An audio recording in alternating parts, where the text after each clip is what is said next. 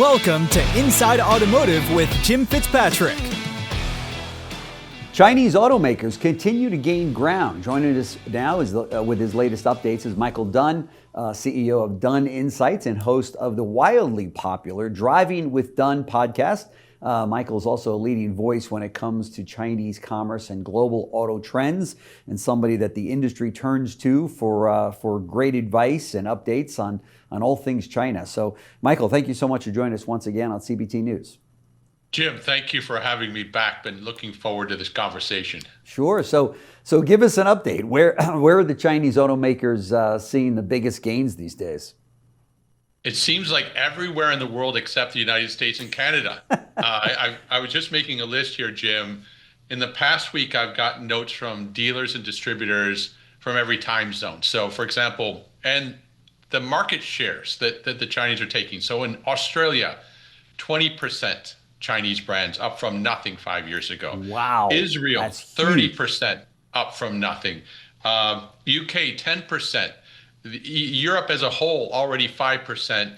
And they just keep pouring incredible cars into these markets all over the place. Oh, and that's today. Imagine 5 years from now, because obviously with the, and then if those customers, those drivers like those cars, they're going to stick with that brand, right? And so you've got, in 3 years, obviously those people are trading in or buying new vehicles. You got the new pump-ins, as they say, and this is very, very scary, to say the least, right? It's scary because they're offering the full gamut of product, from your $10,000 Seagull to the $220,000 U9, Yangwang U9, a big like Range Rover type SUV with all of the accessories, all of the features. The battery powered, if you want battery powered, you want PHEV, you want gasoline, will deliver. So it's across the board that they're able to offer these products, compelling products with advanced technology and unbeatable prices. Let's talk about Europe just for a second, because if I'm a dealer in the United States, I'm looking like, okay, what's the benchmark? A year ago, European leaders put a tax on Chinese imports, significant taxes depending on the automaker. Okay. 20% to 45%. Okay. That's done nothing to slow the exports out of China into Europe. What they did is they said, you don't want pure electric vehicles? Fine, we have PHEVs. They're not subject to taxes. We'll come in with those. So wow. The Chinese just keep coming, and the world doesn't have an answer for it, at least not yet. This is wow. This is really incredible. So what does it all mean? I mean, what are manufacturers and OEMs just freaking out right now around the world and trying to get their hands around this? In particular, the weaker, let's say less strong Japanese brands like Nissan and Mazda are in panic mode, let's be honest. Yeah. In Europe, Volkswagen's under pressure, talking about closing plants, because not only are they under pressure with Chinese cars coming into their home market, but their sales, meanwhile, in China have also taken a dive. I was just looking at the numbers, Jim. For years when I lived in China, Mercedes, BMW, and Audi were like gods. Yeah. Like the Chinese love those brands forever. You could bank on it. They're going to pay a premium. In fact, they tell their friends, I spent a lot of money on this car. They were proud to say so. Yeah. Those automakers are under attack now from Chinese premium electric vehicles that are very good. Right. And they are losing hundreds of thousands of sales inside China. So wow. What's the bottom line for us here in America is, whether we like it or not, if we're smart about things, we want to learn as much about who these Chinese companies are, what are their strengths and weaknesses, and then obviously how soon might they land on our shores here. That's right. That's right. And the notion, when Trump with the tariff strategy says, well, great, these companies are going to build factories here and they're going to be built by factory workers and materials and such. I don't see the Chinese, I could be wrong, but I don't see the Chinese ever doing that, right? Simply because of the labor alone, right? Right. Right now, their sweet spot is manufacturing at home because they have the supply chains, the subsidies, the labor. But if the trade-off is, hey, we get access to the U.S. market and all those potential profits, I can see the Chinese getting practical in a hurry and saying, okay, let's make a deal. We'll joint venture even. We'll bring our money. but we want access to that US market because that's profits. And at home today, home being China, competition is so severe, so intense that no one's making money. So they really, in a way, need the US market, really want into the US market, Right. and they may, give and take there. Yeah, yeah. That's interesting. That's interesting. What do you make of the overall political response and with what's going on from the White House with Trump and the tariffs, and of course, around the Chinese auto imports and tariffs and all that's in that. What are your comments on where we stand today with regard to what's coming out of DC? Right. Just to bring us all up to date on tariffs, there's basically the door is slammed shut on Chinese imports. Tariffs range, depending on the powertrain, from 125 to 150%. So the Chinese get it. They're saying, yeah, we're not welcome there. Both sides of the aisle, when I'm in DC, the Republicans and Democrats are of one voice. We don't want to have Chinese imports. Nobody wants them. Now, the wild card in this picture, of course, is the President of the United States, Donald Trump. He may one day, as we've talked before, Jim, wake up and go, I just had an amazing idea. I'm going to invite BYD in. They're going to bring $5 billion and so on. You get the picture to manufacture here. But in terms of tariffs and imports, I think that's a non-starter for the foreseeable future. If the Chinese are going to come in, they're probably going to have to manufacture here in the United States. Right. Are these vehicles being sold around the world? Are they being sold through a dealer network or are they being sold directly to consumers? It's the dealer network. It's the franchise model that the Chinese are going with. They use it at home. They're comfortable with it. And when they go into new markets globally, they really see dealers as their number one advocates politically, socially, and economically. Oh, we have friends in the neighborhood. Those friends are our dealers. So when they do come to the United States, the good news for dealers here is, hey, they're looking for friends. Right. And those dealers will line up to get those stores. Right? In fact, it's a mutual attraction there, Jim.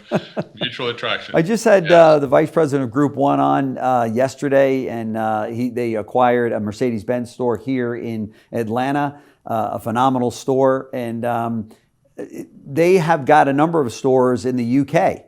Do you know of any publicly traded companies or even private companies that have acquired Chinese franchises abroad? Definitely in Europe and increasingly in the UK. I don't have names. I'm on my way to the UK next week to learn some more. But we've just seen a flood of Chinese brands into the UK this year, led by BYD. MG brand is also there, as are Leap Motor, Zeekr, and others. So it's inevitable that some U.S. publicly owned larger dealerships are also in Europe, potentially also in Australia and other places around the globe. Right. Yeah, my daughter happens to live in Australia, and she said that Chinese the vehicles are all over. All over the place. Yeah. And the speed with which we're seeing this change, if you said, well, it's a new brand, it'll take a while, the customer may be reluctant, but no, the uptake seems to be instant. And for example, I was just looking at some numbers in places like Singapore, Hong Kong, Nepal, the EV penetration, that means Chinese brands, is like up well over half of new car sales today. So up from nothing a few years ago. Wow. Now, I don't want to oversell the Chinese. Nobody's perfect. And what's going on here is they're coming in very aggressively on price. That's reality. What we don't know, Jim, yet, because the track record's been too sudden, is long-term reliability. Okay. We just don't have data on that. It's something to watch. Okay. How can a country and a company go from 0 to 60 in under 3 seconds with these exports? They'll export 6 million cars this year. How do you do that so quickly without some problems along the way? So, do you remember Yugo and Hyundai in the early 80s or in the mid 80s? They were like disposable vehicles. They were very inexpensive for sure, but they didn't last too long. That's right. And the Chinese, the difference with the Chinese is that starting 25, 30 years ago, they had GM and Volkswagen and Mercedes and Toyota and Honda come in and manufacture and bring their suppliers with them. So the gift to Chinese automakers is they don't have to look around for world-class global suppliers. Yeah. They're right in their own backyard. So we're getting a different starting point with the Chinese. They're already, in a sense, world-class in some ways. Yeah, it's crazy. So you just had a post about the Vietnamese market. Talk to us about this, because I read some numbers there as to how much they've grown, and with VinFast coming back around. What's your take on that? Two extraordinary developments in that market, and it's one I watched closely. 100 million people live there. Big economic force in Southeast Asia. One, EVs as a share of new car sales have gone from 2% 5 years ago to almost 50% this year. 50%? That's incredible in 5 years. In 5 years. Oh my gosh. Most of that's happened in the last couple of years. So you're just going along and all of a sudden, boom, half of new car sales are EVs. That's one. Wow. The second was VinFast was not even a player. It's a market that's traditionally been dominated by Toyota and Hyundai, Honda. And here comes VinFast, the national champion, Vietnam's, leading EV maker. Yeah. They weren't on the scoreboard 3 years ago, Jim, in terms of bestsellers. They're now the number 1, number 2, and number 3 best-selling vehicle in the Vietnamese market. So, wow. Oh my gosh. It's astonishing the pace with which they've come up. Boy, man, you've got manufacturers like Toyota then shaking their head going, what just happened, right? That's wow. right. That is incredible. Well, and if they choose, that's right, Jim. If they choose forever, to come back in, felt like, I'm sorry. No, go ahead. Yeah, forever Toyota has felt like Southeast Asia, Vietnam, Thailand, Indonesia, was their backyard. Yeah, and it was ironclad. It was a moat. No one could ever pierce that fortress. Right. Toyota. Here we go. This is really something for the auto industry. Oh my gosh. So what about Vietnamese vehicles coming into the U.S.? They're not China cars, right? They're not. Yes. What kind of tariffs could we be looking at if they decide to put the U.S. on their target? Right. So if you recall, a couple years ago, VinFast did have great ambition to come in, including a plant in North Carolina. Plans for that I visited. There's a plot of land there that broke ground. But I think they've had a reset and a rethink, and that is, let's get strong at home, strong in our neighborhood, Southeast Asia, and at the right time, we'll have a new go with the United States. So nothing on the near horizon. I mean, they're still selling here, but in small numbers, and they've pivoted from a direct sales model to dealers. I think VinFast now has about 50 dealers in the U.S., but probably realistically smaller volumes while they concentrate on getting strong at home. Okay. But they're coming. They're coming. Yeah. Oh, yeah. Just like the Chinese, like water. You just can't stop it. This keeps coming. That's incredible. Michael Dunne, the CEO of Dunne Insights and host of Driving with Dunne podcast. Check it out. I know that you're going to like what you hear. Thank you so much for joining us on the show. Very much appreciated. I know that our dealer viewers and managers out there that are keeping a close eye on what's happening abroad and with the Chinese market and manufacturers, man, they rely on you for all the good stuff. So thanks so much for joining us. Jim, one final recommendation. I may be repeating myself, so bear with me. I'm finding that if dealers are interested to learn more, and they should learn more about these Chinese automakers, take a flight to London or to Mexico City or to Australia if you're feeling really, want to see your daughter, visit your daughter. You step off the plane and immediately you go, okay, I got it. I can get into these cars and I understand. Wow. You can talk to dealers. How is the business? Yes. How's everything going? So a great investment. Think about it. That's what my recommendation. No, I agree. You have mentioned that before, and we've spoken to some dealers that then came back and said, I hear what he's saying. I've been there. He's exactly right. And it was a huge wake-up call for sure. So good. Yeah. It's great to have that confirmation, Jim. Absolutely. Thanks so much, Michael. Really appreciate it. Thank you. Take care. Bye-bye. Thanks for watching Inside Automotive with Jim Fitzpatrick.